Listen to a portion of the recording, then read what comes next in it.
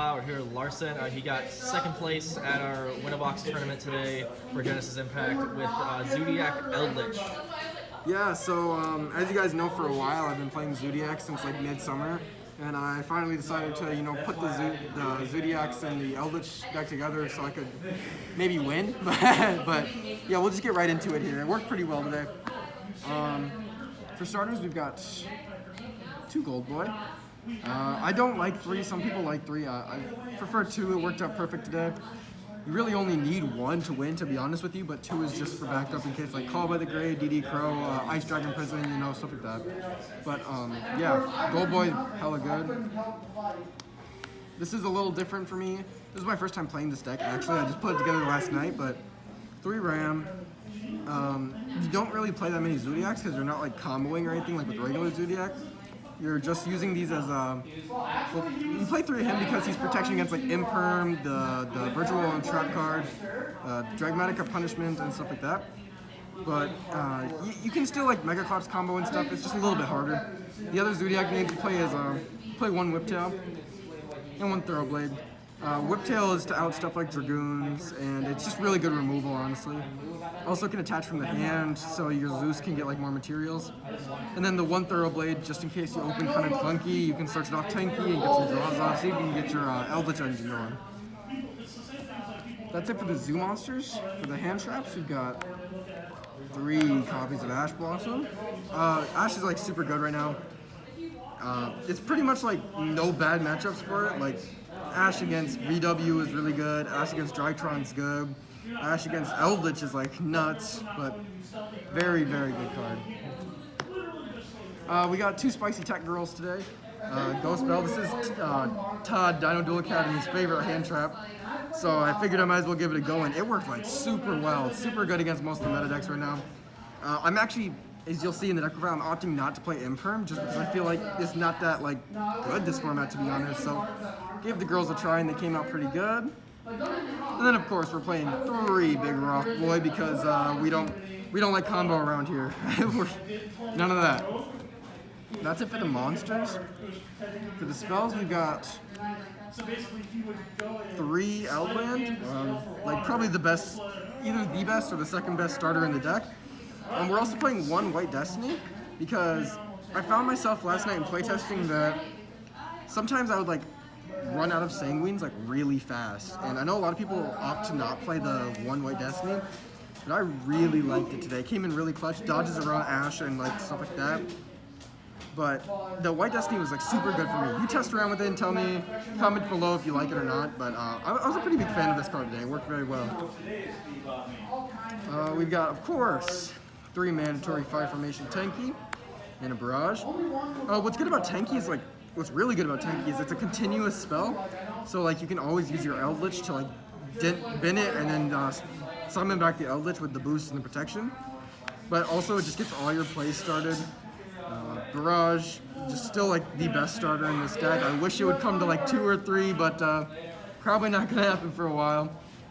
We play 2 talents and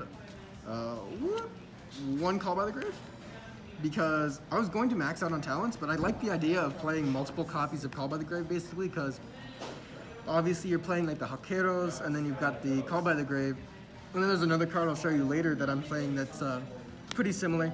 I like the idea of playing like multiple DD Crow-esque cards, so I played the Call by the Grave instead of the 3rd tech, and triple tech talents is just like amazing right now still, so I like this a lot. And for the rest of the spells, we play 3 Cosmic because we straight up lose to the Virtual World Trap, like we can't beat it. The Virtual World Trap, this is really good in the mirror match, or just like regular Eldlich anything. This is pretty good against most rogue decks right now, but it's specifically in here for like the Virtual World Trap because it kind of like loses to that. If my normal summon gets popped, I'm in a little bit of a rough situation there, so I recommend playing 3 in the main. Some people don't even main it, but I like it. For the traps, we've got 3 Ash Bait. This resolved for me like twice today, and the rest of the times it got ashed or negated. But it's like really good, so you kind of have to play 3. You play 3 Conquistador.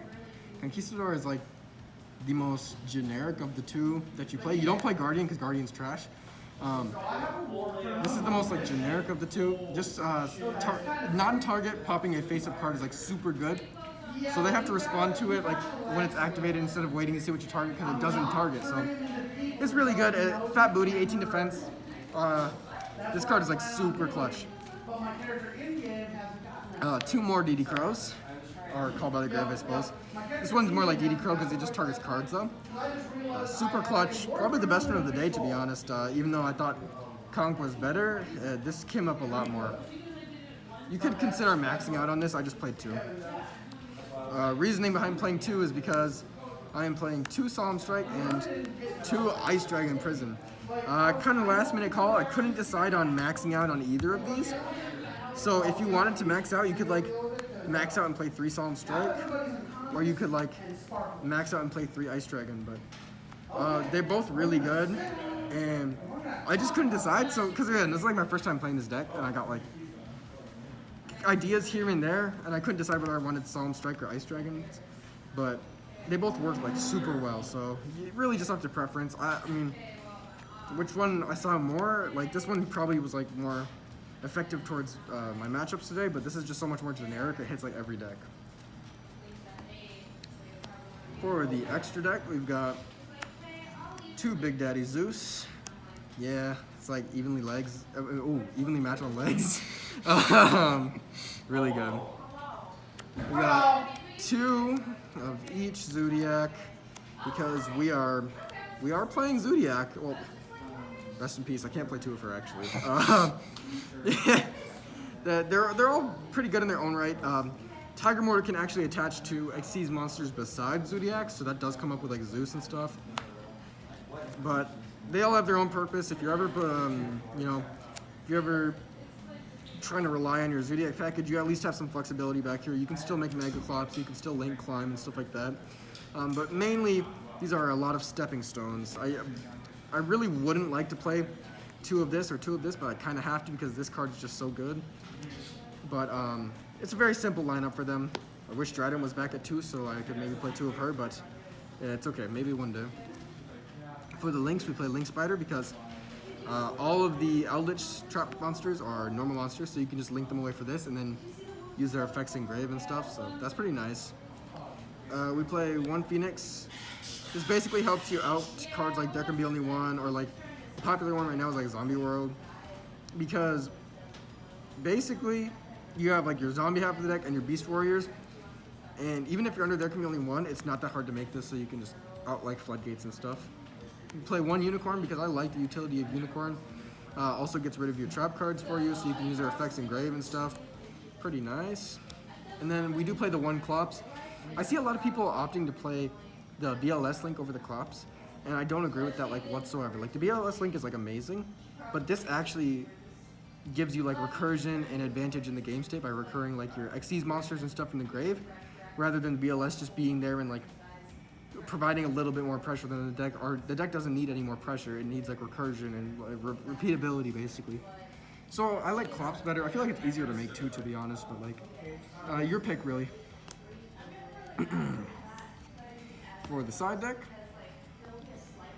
I have a playset of Lancia. Please don't look at my comment. I can't find my 3rd secret, so we're just gonna move past that. It's a good card. I'm playing 2 Dark Ruler.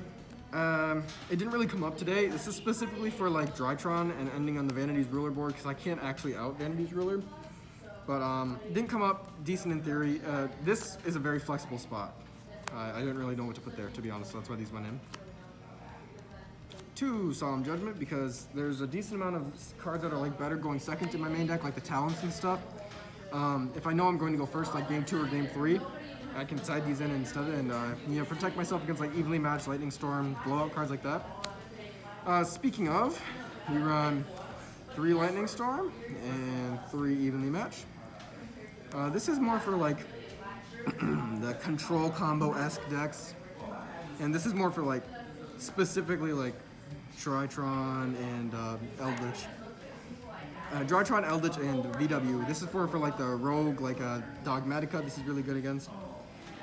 These are both just amazing cards. If you can't like if you don't have the lightning storms, you can play like Twin Twisters instead. You can play, I'm trying to think. You can play like MSTs even. MST is not that bad of a card right now, but evenly match is kind of a mandatory. This really will win you games. And then for the last two cards on the side, we've got 2 Gamma Seal, the Sea Turtle Kaiju. Dragoon is still a card, and this deck struggles a decent amount to out it. Besides, no, it does struggle to out it, actually. I was about to come up with a reasoning, but there's no reasoning. It still struggles to out it. I mean, you have like Zeus, and Zeus can clear it, but that is if like you're actually able to get to the Zeus, really. This is just an amazing card to out any problem monsters.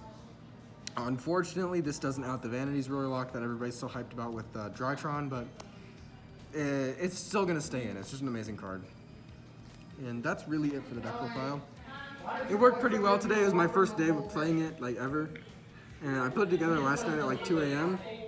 But yeah, it's fun. It's good. I'm going to keep playing with it, see what I like, see what I don't, and hopefully keep getting better with the deck. All right. Thank you, Larson, for the deck profile. Congrats again, second place.